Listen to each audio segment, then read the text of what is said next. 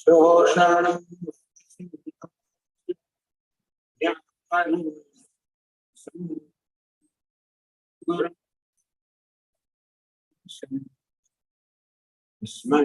Shri Gurave Naguro Radhikam Tattvam Naguro Radhikam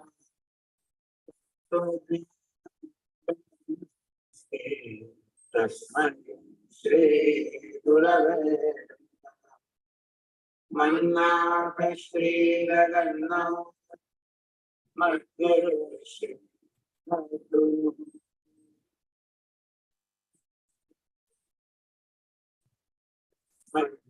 Shri Gurave Guru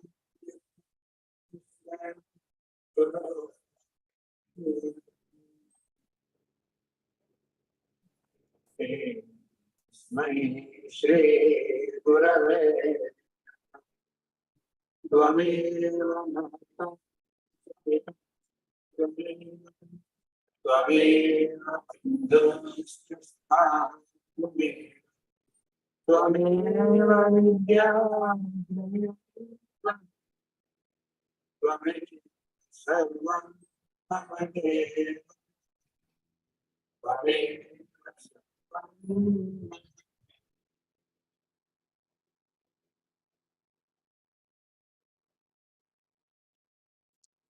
Om Sahana Bhavatu Sahanau Bhunaktu Sahaviryankaravavahai Tejasvinavadhitamastu ma vidvishavahai. Om Shanti Shanti Shanti.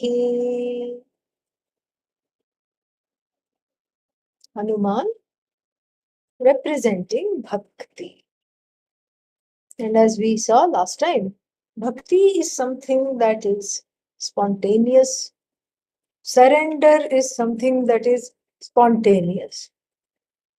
Even though there is an intention to surrender, even though there is a desire to surrender, when it happens, it is not planned.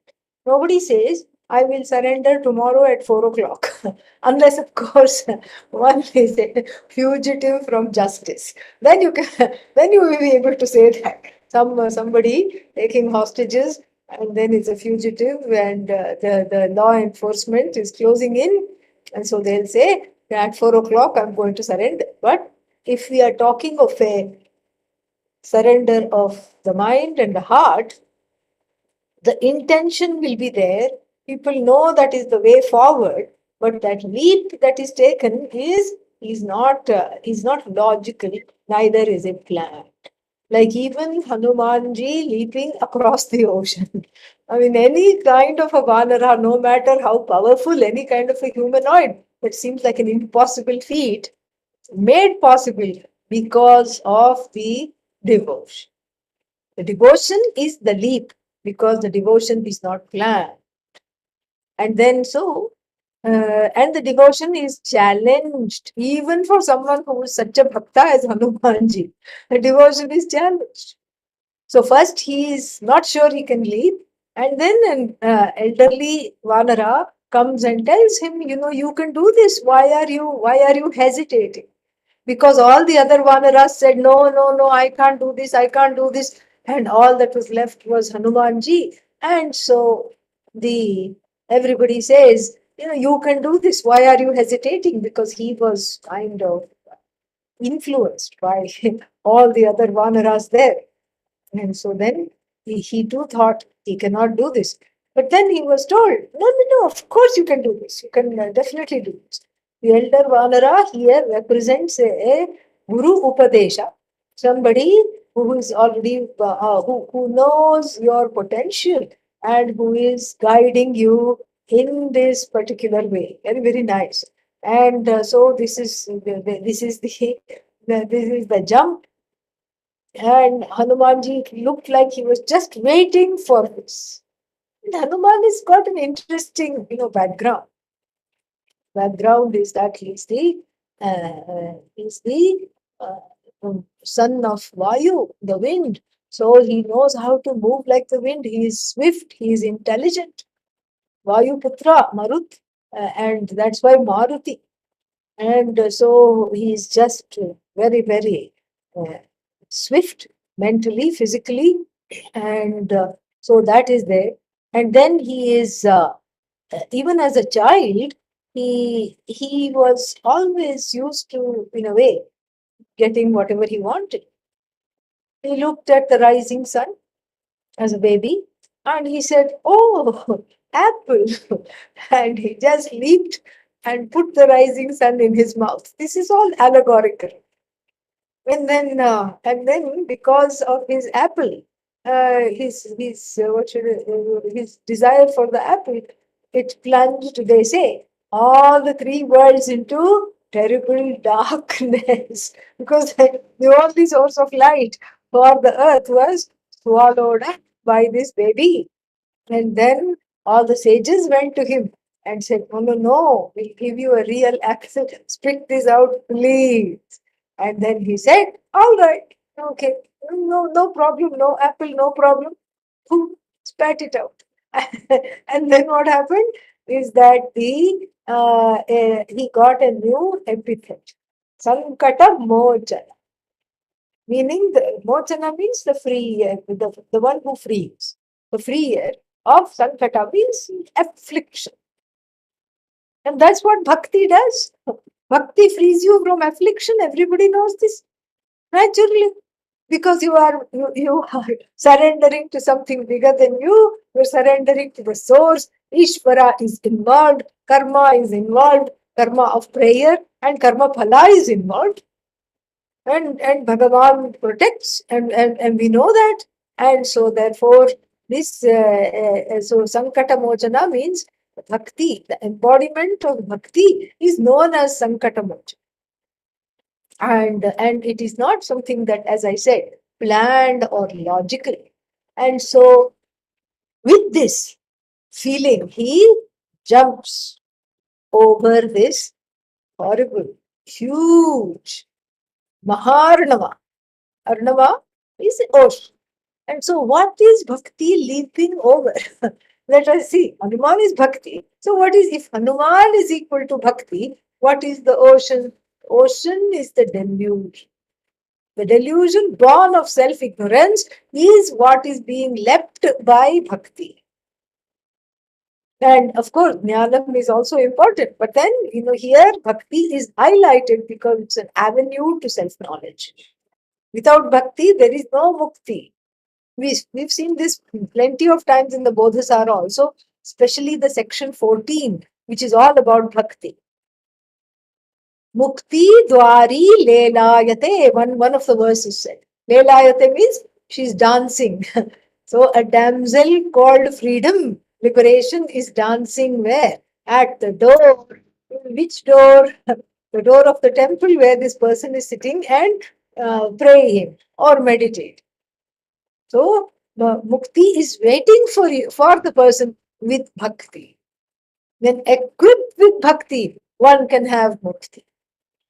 But that yearning to be free and the act of surrender and worship, an act of worshipful devotional surrender is what it takes to initially cross the ocean of delusion. And this is the ocean of delusion because we don't know what's inside these waters. And what was inside the waters was various challenges to this bhakti. And so one demoness comes out in the middle of the ocean and she tells Hanuman, "Hey, where are you going? You had promised me." When? In your last life. What did I promise? I don't remember my last life. You may not. I do. I remember your last life. Okay, what had I promised? You had promised that you will yourself deliver yourself into my mouth. And I'm huge and you are just a little snack, popcorn for me. And so you had promised that you will, and because you're sweet, you're caramelized popcorn. Okay. So I'm just going to swallow you. That's all. You said, "Oh, I'm very busy. I cannot come right now. I'll come in my next life. I'll deliver myself into your mouth." And here, so bhakti is challenged by what? The devourers. And who is this one who is devouring? Raga and Dvesha. Bhakti is suddenly challenged mid-flight, so I'm ready to leap. But then that leap is compromised, because here the ravenous mouth of the raga and dvesha, the fearful what's this, the very fearful wants, desires, must haves, and other such agenda that one has is taking one away. And that's why it is from last life. It's a promise that had made from the last life. These desires are continuing from the last life. And even before birth, we make a lot of strange pacts, even before we are born. Oh Lord, if you give me this life, this is what I will do. And in order to get this life, I will make unholy and toxic pacts with dysfunctional situations, dysfunctional family, dysfunctional people, toxic people, etc. All because of raga dveshas. Fear of being left alone, fear of not having anybody, fear of not being loved. All these things, these are all raga dveshas. The fear also is raga in a way. When the raga it goes unattended, it becomes bhaya. It becomes a cause of fear. And so then this ravenous demoness, I forgot her name, she represents this unfulfilled, and I must add, unfulfillable desires. Unfulfilled desires for sure, but unfulfillable desires. This demoness represents that. And the demoness is waiting with her maw open. Come in, come in, come in. And Lord Hanuman, because he is an embodiment of bhakti and jnanam, he is very intelligent and he knows how to escape. Because because of the bhakti, he has so many siddhis. Siddhis means certain miracles possible. And there are 8 siddhis registered. Don't ask me to name them, okay, because I don't have a, I don't remember the whole list. But some of them are telekinesis, teletransportation, and tele this, tele that, and all these things. Shifting objects from one place to another. That's one siddhi. And then teletransporting yourself to another dimension, like time travel or even place travel. So right now, let's say a person is in India, and through this siddhi, you can just land up on the streets of America. No visa needed. No need to stand in in the queue in the consulate. Nothing. You're just there.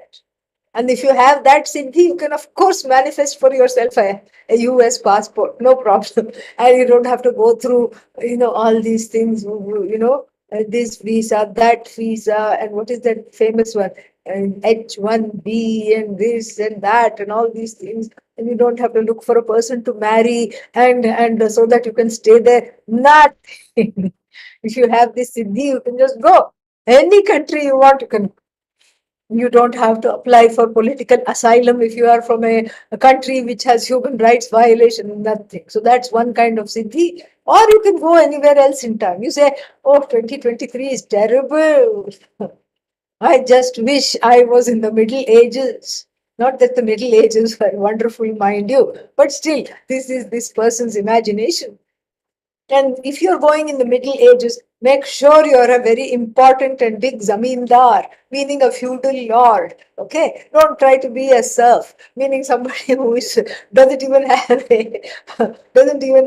a penny worth of land and is just sort of harvesting for other people, harvesting other people's karma phala. What a life, really. And so don't be that. So, of course, one can go and do that. That's another kind of siddhi. Another one is called anima, which Hanumanji deploys here. Anima means you can become smaller than an insect. You can become a small atomic particle, which nobody can even see. And then the opposite of that is Garima. That means Gariman. This means that you can be a huge. You can become huge. Lord Hanuman also deploys that in another context in Sri Lanka. So then, like this, there are, I don't know how many we have, but so things like that. Oh, and then you can take on other. You can become a dog if you want suddenly. Why would you do that? Especially when you already had a last life as a dog, and with great difficulty you have become a human being. Don't ask me that. But maybe somebody is chasing you, and then you can. And these Puranic stories are full of these fantastic, wonderful tales. So somebody is chasing you like a bird is chasing you. You become a dog and growl at that bird. And then the one who is a bird also has the same siddhi, and that person, that entity, then becomes a hyena which goes behind the dog, and the dog suddenly turns into a mouse, and then the hyena turns into a cat and then goes after the mouse. Like this, many stories are there. So this also, you can transport yourself into various different bodies, and you can do that to escape a difficult situation. So these are all the siddhis, and the siddhis are the outcome of bhakti and also jnana. And so the siddhis, if we focus on, then the jnanam will not come. Why? Because the siddhis are addictive. First, you say, I'm not using it for myself. Oh, this poor person wants to do this. I'm just helping somebody cross the street. A blind person cross the street. How? By restoring their eyesight because I can. And you just do that. So why are you restoring? Why are you helping somebody cross the street like this? Because I feel good. That's the idea. I feel good. I feel important. It's all about I. Me, me, me, me, me. So if you do a me mamsa, which means an analysis of these, you find that it's all about me, me, me, me, me. I feel good, I feel grand, I feel noticed, I'm playing God in a way. And so that always is fun to play God. Either in Rama Leela, like a play of Lord Rama, which is done every time in the October month for Navaratri, or he play God through uh, dispensation of Siddhi. So the Siddhis are for the person who wants the ultimate Siddhi, which is moksha. These Siddhis which come along the way must be ignored, must be downplayed, must not be at all given any airtime. This is the teaching. Forget you have them. Even if you say, oh, I can read people's mind, actually, that's a very boring siddhi. To be able to read people's mind. Think of your own mind. What are your thoughts? Very boring thoughts. Oh, the morning tea was not very nice. I think I should have another cup. This is the thought. And you are tired of your own mind. You are bored of your own mind. Why would you want to look into another person's equally boring mind, if not even more boring? If your thoughts you cannot stand, why would you want to look into other people's mind? What a huge and total waste of time. I don't understand why people even want that. That's another useless siddhi. So you withdraw from the siddhis. This is the teaching. You withdraw from the siddhis and don't, oh, but can I use them for emergency? Because your idea of emergency and Bhagavan's idea of emergency are very, very different. Your understanding of emergency is not having a proper cup of brew in the morning. That is your emergency. And so you may not manifest a Starbucks latte to have in your hand. You may not do that. But why not? Because it carries consequences. It carries consequences. There is a karma there. So, you can't manufacture. There is no manufacturing. Even Bhagavan doesn't manufacture. Bhagavan just projects. There is no manufacturing happening anywhere on earth or any plane for that matter. It's just shifting things from here and there. So then some poor worker in Starbucks is paying for that coffee that you pilfered through your Siddhi. Really speaking, that's what it is. It was meant for somebody. It was waiting there along with a bill, and maybe it had the name of the person on it or whoever, and it had that. Even if the name wasn't written, it was there. And you, through this telekinesis siddhi, teletransported it into your grubby paws, and then you're very proud of yourself. No, no, don't do that. Don't do that because you are disturbing Bhagavan's order. Oh, but so many cups of coffee are spilled. They are spilling. It's up to them. Why are you coming and you are not trying to relieve them of their karma over here? So, like this is so even in an emergency, a person who is jnana bhimukha, meaning totally dedicated to Atma Jnanam, will not be tempted to use these things. Will not be doing.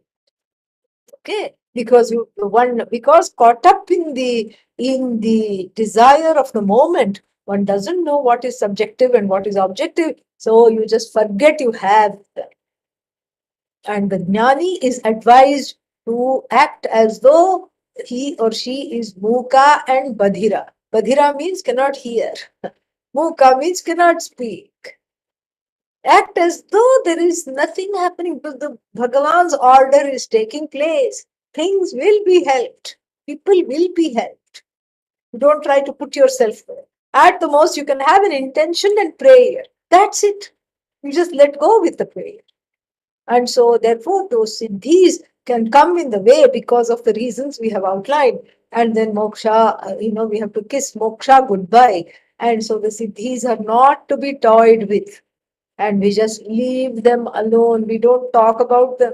We don't say, "Oh, I have the power to read everybody's mind." I tell you, it's a very boring siddhi. Don't advertise it. And if you don't advertise it, oh, but then it will go away. Let it go away. It is good. It is very good if it goes away. Because what is there in its place is the indwelling in your own glory. That is the ultimate siddhi. Siddhim vindate manavaha. In the 46th verse of the Bhagavad Gita, that is the promise that siddhi is liberation, moksha from the ocean of delusion, which Hanuman is in the middle of crossing. So, while he was crossing, this cross demoness encounters him, crosses his path. Crosses his path. Why? Because she is very cross with him. And these are toxic agreements made with the last life because of some helplessness, some desire that has taken over. And then what? And then, so he uses one siddhi. Oh, but how can Hanumanji use the siddhi? I can't use the siddhi, not fair.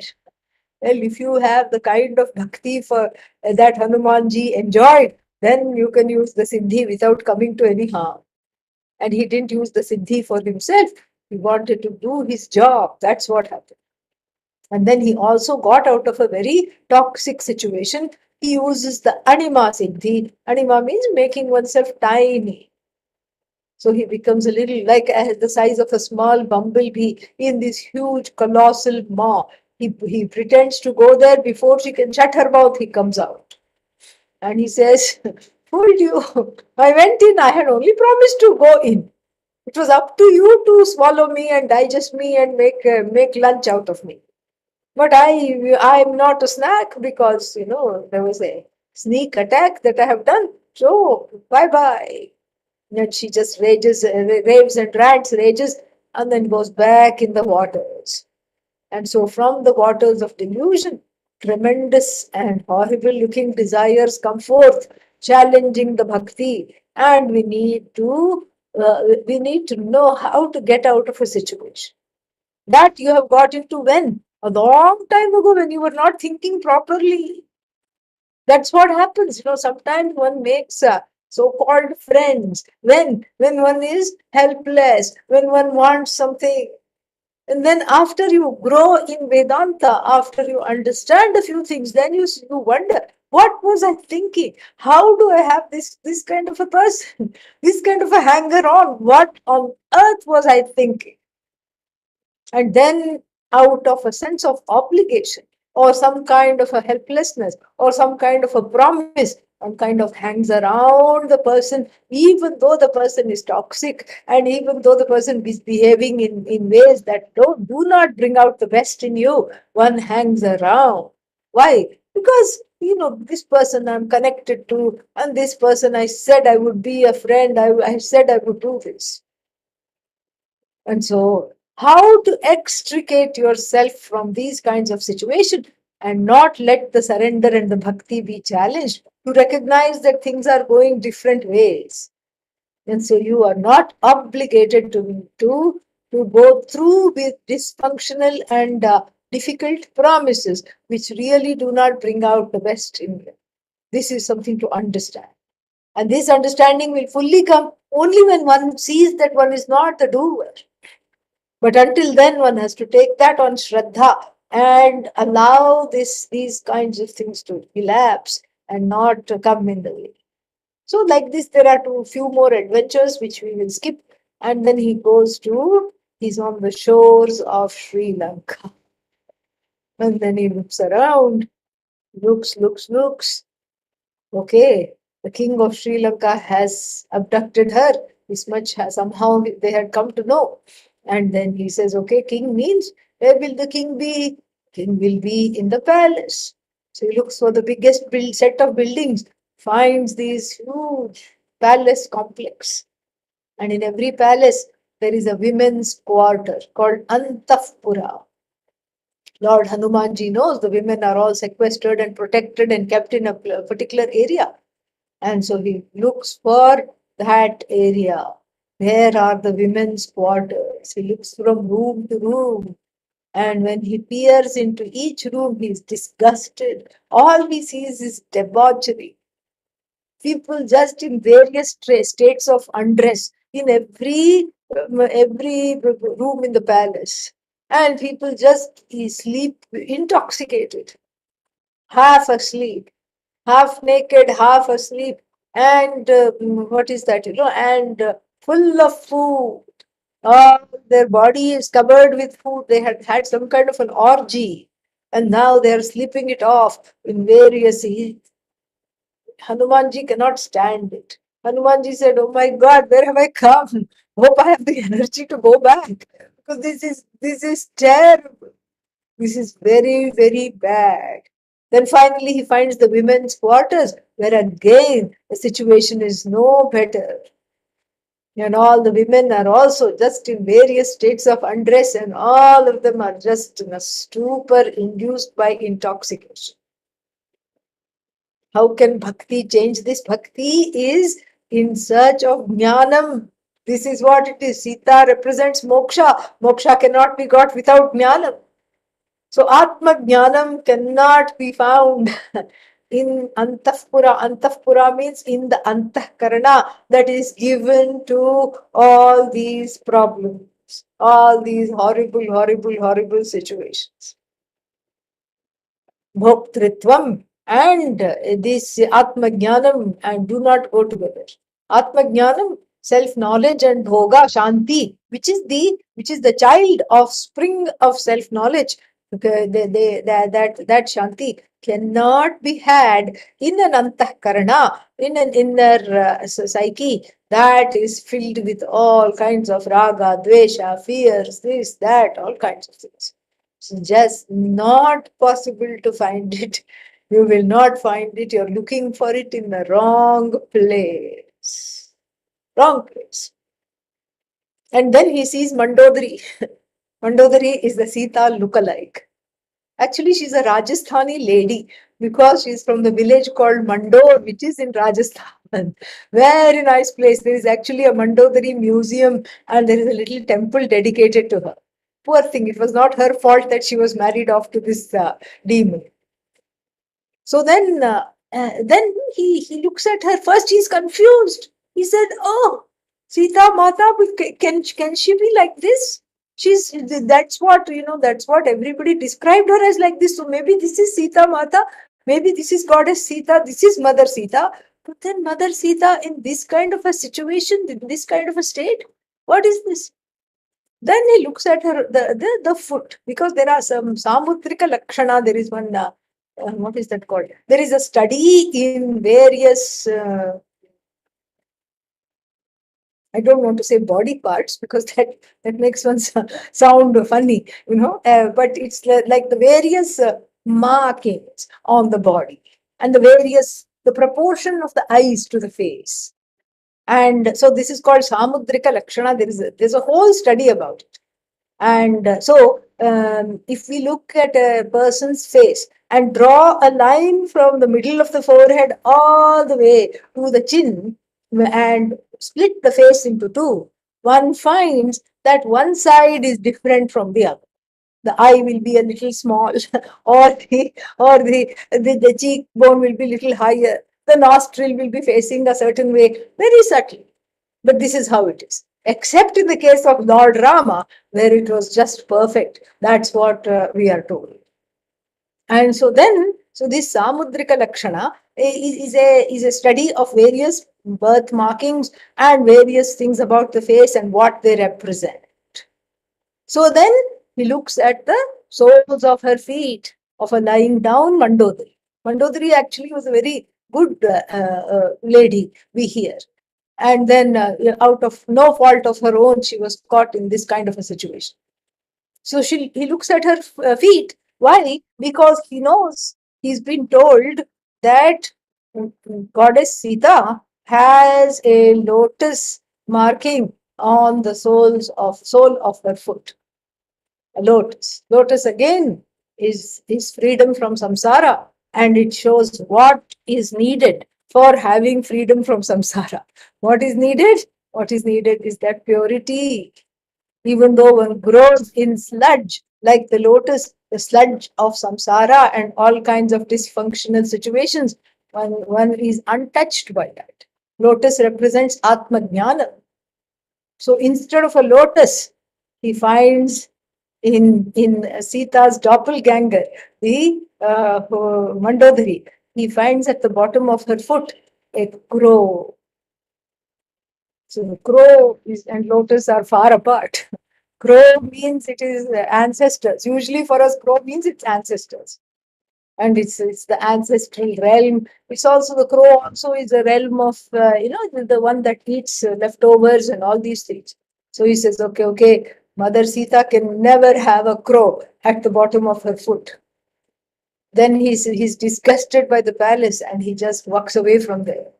Then he sees a nice garden, very beautiful, peaceful, very nice, tranquil garden. He's attracted to that. He's attracted to the garden and he goes there. And there, underneath a tree, he finds Mother Sita. He cannot, his joy knows no bounds. And of course, being a Vanara, he jumps around from tree to tree to show his happiness. He's just so happy. Almost drops the ring that of promise, the Rama's ring he is carrying to show that he is from a trusted source. He almost drops that. He's so excited to see her. And interestingly, the name of that garden is Ashokavana, a little forest of Ashoka, no sorrow. So Shanti and no sorrow go together always. Shanti is not found in an antakarana full given to all kinds of conspicuous consumption and the commitment to raga and dvesha. Shanti is found where Shanti goes along with no sorrow. So Shanti always is with no sorrow. So she's sitting by herself. She has refused the palace life. She has refused the antapura. She has refused all the comforts that she was used to. She's sitting by herself. And Hanumanji, witnesses all this. Hanumanji even witnesses Ravana coming and talking to her, trying to talk sense into Sita. And she doesn't even address him, doesn't even look at him. But she has to talk to him because she has to say that, she has to register her dissent. And how does she do that? She picks a straw from the ground and addresses it as Ravana. And she says, you are nothing. You are nothing to me. as important as a piece of straw is in one's life. That is what you represent. You are nobody. You cannot harm me. A piece of straw, nobody is afraid of. I'm not frightened of you. But I'm not going to acquiesce to your demands. I'm not going to get married to you. I'm not going to live with you. I don't belong with you at all. Absolutely not. And I belong with the glory of the self, which is represented by Rama. This is who I am. This is where I belong. And with you, I don't belong at all. I don't know what you're thinking. And Ravana says, oh, one of these days you'll get sick of, you look at this boring place and you'll just get sick of it. And I know that you will come with me. And I know that. She just doesn't even respond. He goes away. Hanumanji witnesses all this and he is just like, oh, MG, this is so too much. What all she has to endure. And then he calls out to her, are you, you must be Goddess Sita. How are you? And she's very startled. She said, oh, you are some monkey sent by the demon. What all is happening here? And then he shows the ring. That changes everything. He says, I have come from Rama. That changes everything. And in the Neem Karoli Baba ashram in Taos, New Mexico, there is a flying Hanumanji with a ring in the hand, made of marble, huge statue. I think it's about 7-8 feet statue. And very nice marble statue is there, flying Hanumanji with a ring in the hand. Very, very nice. And so that ring represents the trust, bhakti, shraddha. That ring is shraddha, and that ring is also represents marriage of Shanti. Shanti is permanently wedded to this self-knowledge, Atma, the glory of the I. That is what Shanti is wedded to. Shanti cannot be married to anyone other than that. This is very, very beautiful. This is just so beautiful. So seeing the ring, he's just, she's just overjoyed. And then he says, I don't know what will happen. We'll make a plan. Don't worry. I am with you. And then he goes away because now he has to meet with Ravana. He has to do a few things. And then he is just jumping around the palace.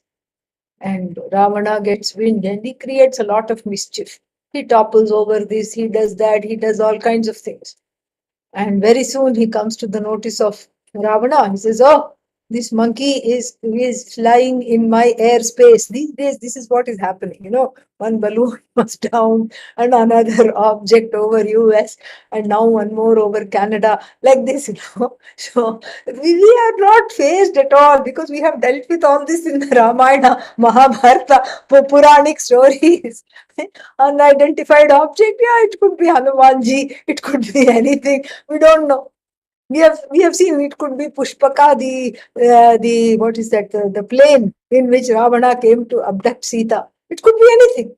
So we are not phased. We are not just whatever. And so then this one, Ravana's intelligence tells him another unidentified object is flying around, leaping around all over Sri Lankan airspace.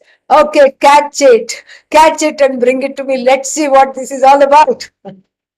And so they catch it. The monkey allows himself to be caught because how else to go and meet Ravana in the palace? Hey, monkey, he addresses, he says, what? He says, well, you're doing adharma. You need to let go. And I'm happy to take her back and that's it. No, who are you? Ha, ha, ha, what can you do? And he says, you behave like a monkey. So we are going to have some fun at your expense. So he calls his mantris, he calls his minions, and Ravana says, set the monkey's tail on fire. Let us see how he jumps and dances around. Let us see how he saves himself. Set his tail on fire. Siddhi, come to the rescue. What Siddhi this time? Garima Siddhi. So then he keeps quiet. He's just a small monkey. normal sized monkey type, he is this small vanara. And then what? And they come with a piece of cloth drenched in kerosene oil, and they start wrapping it around the tail. And then what happens is that he grows. Oh, more strips of cloth needed, more oil needed. What? More strips of cloth needed. Again, yes, more oil needed. What? And then all the oil in Sri Lanka is gone. Really, they had terrible oil shortages in those days. First oil shortage in history recorded was for wrapping this monkey's tail in oil. It was huge. The second oil shortage happened when they tried to wake up Ravana's brother, Kumbhakarna, who was sleeping during the war. Actually, he's the commander in chief of the forces. He has to be woken up. So again, all the oil sellers were summoned. Kumbhakarna means his ear is like a huge amphora, like a jug. Okay, yeah, huge, vat. And then you have to fill that ear with hot oil so that he will wake up. And for him, it was just a little something. He just went like this and he turned over, causing the first oil spill in history. Okay. And so this is the two times Sri Lanka was in very dire constraints over, over oil. And so they could barely wrap a fourth of the tail. And Ravana was pugnacious for his sport. He was really wanting to see the monkey jump around. This doesn't matter. What if the oil is all gone? What if the cloth factory is on strike because they cannot produce at the rate at which we are using this? Set the tail on fire. Let's see what he does. Can't wait anymore. And they set the tail on fire, and the monkey just holds the tail like a torch and then jumps from one building to another, keeping Sri Lanka in huge flames, sets fire to this kingdom of adharma and debauchery. And then soon they will have they would have had a water shortage if they were not an island, and leaving them to extinguish the flames. He jumps back. He just comes back having created havoc. And in the same way, bhakti creates havoc because it will not go, when it does not go along with the raga, dvesha, and adharma, it creates havoc in the heart. One part, of course, is, one part is that there is a lot of determination, and there is a lot of what is that, resolve. But at the same time, there is something lacking. There is fear, and there is doubt. All these things are represented by the Sri Lanka that is burning, that Hanumanji comes back. And then he says something to Lord Rama, which is very beautiful. It's a very famous portion in the Mahabharata. And he says, Drishta Sita. Only two words. Drishta Sita. Sita was seen, has been seen. Then there is an analysis in the Ramayana. Why doesn't he say Sita Drishta? He should have emphasized Sita. But then, the reason why he doesn't emphasize, and Valmiki talks about this, is that if he had said Sita, and in the little time it took between Sita and Drishta, if he took a breath because he had just come all the way leaping from Sri Lanka, if he had said Sita, Drishta, then what would have happened? Then something, then he would have had to, Rama would have had to endure anguish. Sita what? Sita dead? Sita mad? Sita captured? Sita what? The worst fear. Sita no more. Oh no. So therefore he says, Drishta, feminine. She was seen. She has been seen. Who? Sita. Not the demoness. Demoness also Drishta, but we are not going to talk about her. Going to talk about Sita. Drishta, Sita. Very beautiful. How nice it is. How clever he was. And then they decide to wage this war. Of course, the war is not so easy It has to be planned. First of all, it's being fought in a different terrain.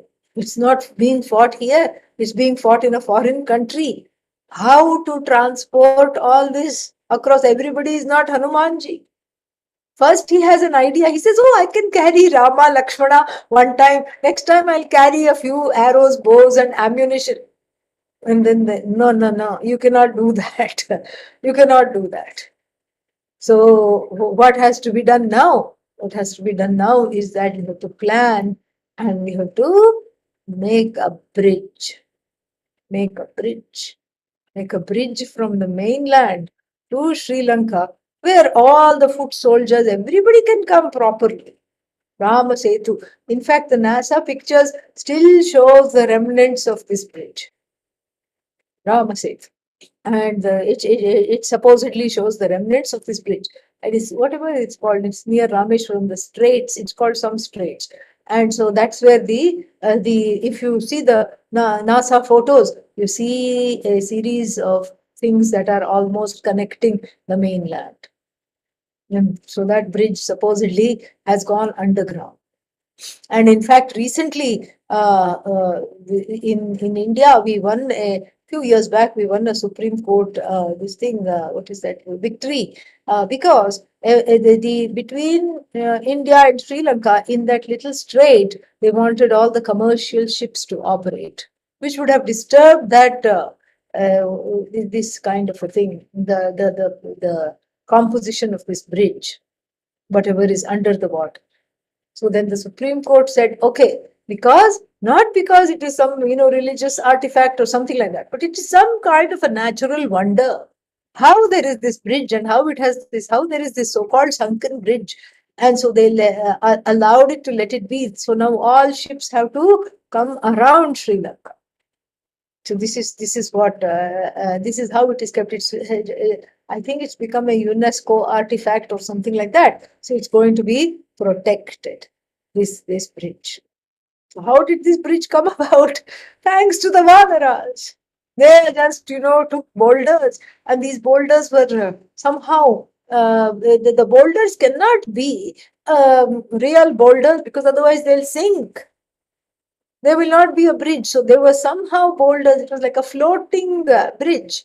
Somehow these porous rocks, some kind of a lava, pieces of lava or something like that, they found, and they put it from here to there.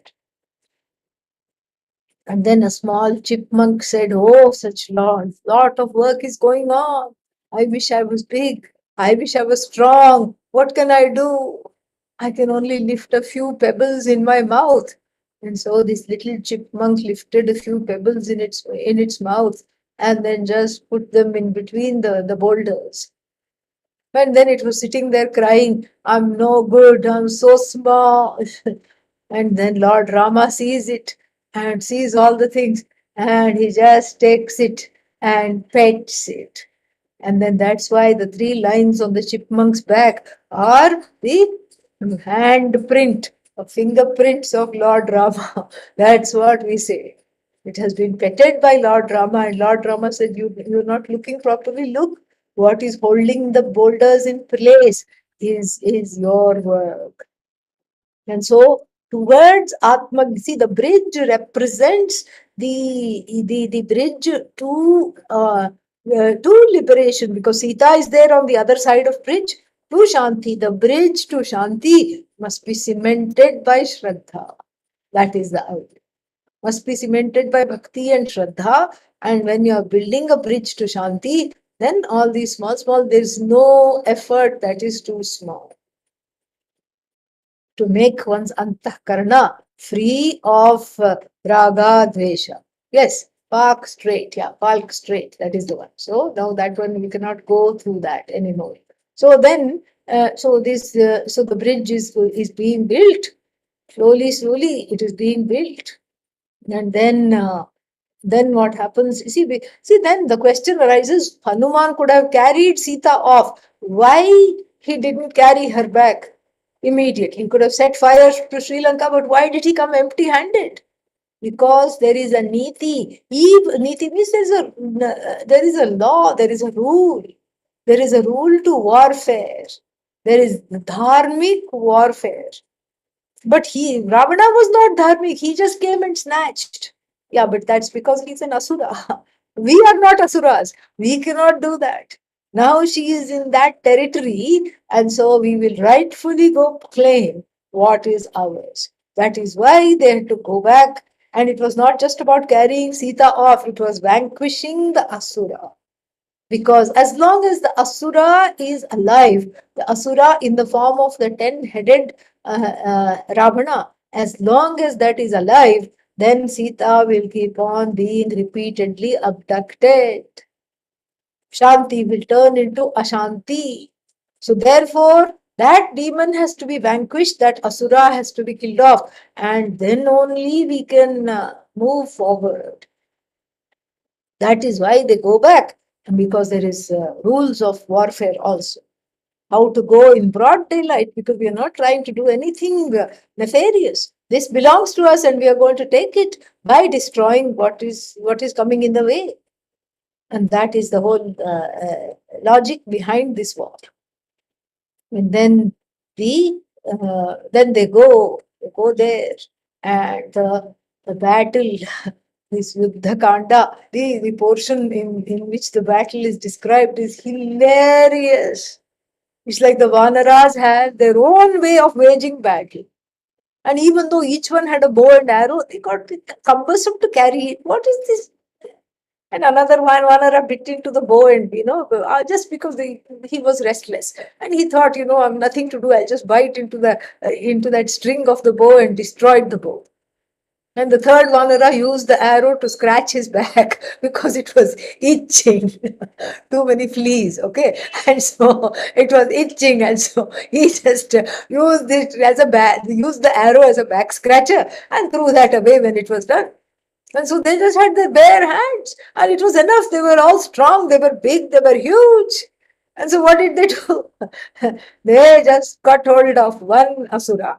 And that was the ayudha, the weapon, to get rid of another asura. So they caught hold of one asura in one hand, another asura in the other hand, and bash the heads together, and both of them gone, throw them on the wayside, another asura, yet this one. And sometimes they took a fancy for the ones that were scared, and they ran, chasing them until that asura died of sheer exhaustion.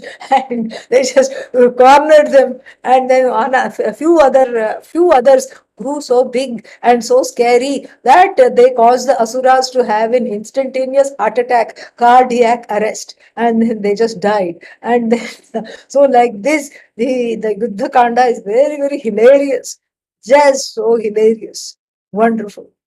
And then then of course we see now in the background, all that is left is Lakshmana, Rama and Ravana. But before that, of course, a poisonous arrow hits Lakshmana. Ravana deploys it. Ravana tells, kill the brother. His heart is in the brother, and if you kill Lakshmana, they will all go back crying, mummy, mummy. They will go back, and they will all be helpless. Kill him off. And Lakshmana falls unconscious.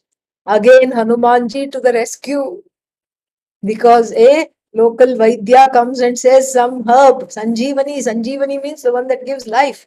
This life giving herb is needed. And Hanumanji is not a herbalist. He just knows the general area. It grows on a mountain in this area. Go find the herb. Poor thing, he doesn't know herbology 101. He has no idea what to do. He has no idea where to look. What does the plant look like? And he's in such a hurry, he doesn't even listen to instructions. And then you have the famous, what is that photo of him in the imagination?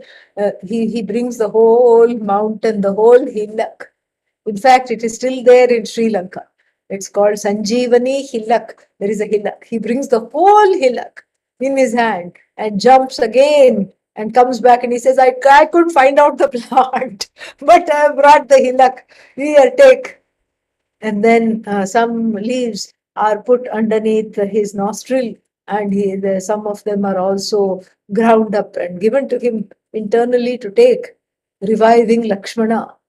And then when Lakshmana is revived, the dharmic brother of Lord Ravana, the demon king Ravana, says, "You are done in.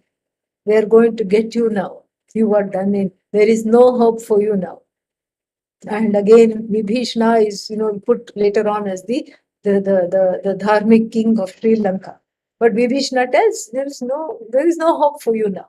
You're done. Lakshmana has been revived, and you can't kill him again, because whatever arrow you used, it has spent its power. And so now all we have to wait is for you to die. Ha ha ha! Let's see how they do this. And Rama aims it at one of the aims the arrows. As you can see, he's aiming the arrow at the head, aims it at the head, and the head goes, and another head, he decapitates the head, only to find that Ravana is already ahead. What happens? Ravana grows one more head, and one more head, and one more head. This is the representation of what? Greed. This is the representation of ego, ahankara. Greed, ahankara, all these things are representing the heads. Kama, krodha, lobha. It is unending. It is totally unending. Vibhishana comes to the battlefield and whispers into Lord Rama's ears. What does he say? Don't aim at the head. It's useless. You'll be here for another yuga. You will be here. You don't aim at the head. Then where to aim? Aim at the heart. Heart is the seat of the ahankara. Destroy the seat of the ahankara, and then he will go down. That is the idea. And then this is something people don't like very much. Why do the asuras killed by Bhagavan get moksha? Not fair. Here I have been attending Vedanta classes for so many years, and here I am striving for moksha. I am keeping my raga dvesha in check. I have become vegetarian. I am doing this. I am doing that. And then why I am not getting this? And this stupid asura kidnapped Sita, did all the wrong things in every book, and then he gets moksha like that.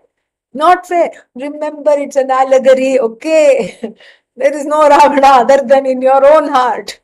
So in a way, you are getting moksha when Ravana is getting moksha. Oh, really? Yeah, really. Okay, Abba. And no matter how many times I attend to this, there will always be this kind of an outrage. How come Hiranyakashipu got moksha? How come Ravana got moksha? What about me? that Hiranyakashipu is that which needs to, you need to be divested of that Hiranyakashipu to get moksha. That is the idea. That is the idea. So they have to be sent packing. Ravana is not other than that tendency in oneself to separate from Bhagavan. That is what it is. So the heart is the seat of the ahankara, and the unerring arrow that goes and pierces the heart is vritti jnanam. Jnanam, which is in the form of vritti. Vritti, you should know, because we are eating, drinking vrittis in the Bhashya class these days. So it's all about Manomaya, and so we are on a vritti diet. Okay, vritti means thoughts. So the thought of akhandakar vritti. So the arrow sharpened by bhakti and shraddha is the akhandakar vritti, the vritti that gives self-knowledge, which destroys this monster. The monster can only be destroyed by self-knowledge. The arrow of self-knowledge, Rama here becomes the Guru, the embodiment of the Guru who operates the arrow of self-knowledge, and then pierces the heart of Lord Rama. Ravana. Lord Rama pierces the heart of Ravana. And then crying, he finally goes down. And of course, the awakening of Kumbhakarna is another very hilarious portion. We have already alluded to that, so I will not talk about that. Many other small things we have left out because these are the main contours of the Ramayana. This is how the Ramayana must be studied. It's not, oh, somebody killed a demon king and demon king got moksha. Demon king did not get moksha. The demon king is those tendencies which are hard to conquer within oneself. And when you get moksha from the demon king, that means you have moksha from the inner demon king.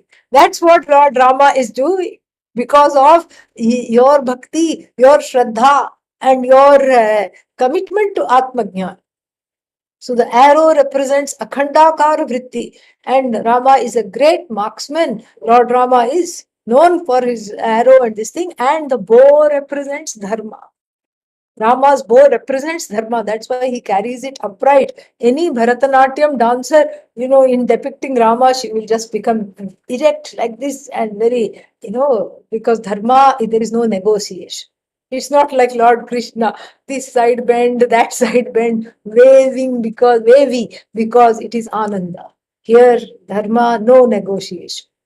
Going through the bow of Dharma, passing through the bow of Dharma, the Akhandakara Vritti, the Vritti that gives self-knowledge, the arrow is Tattvamasi, which pierces the heart, destroying the monster of Ragadvesha, and then giving self-knowledge, freeing Sita, freeing Shanti, which is the fruit of self-knowledge. What kind of Shanti? Not relative Shanti, absolute Shanti, freeing absolute Shanti from the clutches of these demonic emotions and all kinds of things, tendencies. So the arrow of self-knowledge liberates Shanti. And then what happens? They all go back home. A few touches about how they go back home. We'll see that next time. When is next time, Meenal? I don't remember. Let's see. Let me just open the calendar and then we'll make up a next time. Must be at the end of the month, right? Yeah, must be. Shall we do it on the 25th? Yeah, we'll do it on the 25th. And then we'll also look at the verses. Here, 4, 5 verses are there. We will look at them as well. So there is class in the morning. What is that class? The Taittiriya Anandavalli Bhashya is there. And then after that, there will be a break the whole of the week until Until the President's Day weekend retreat, which is happening right here in this classroom, and it will be broadcast right here. And then let me share the link one more time. If anybody has joined,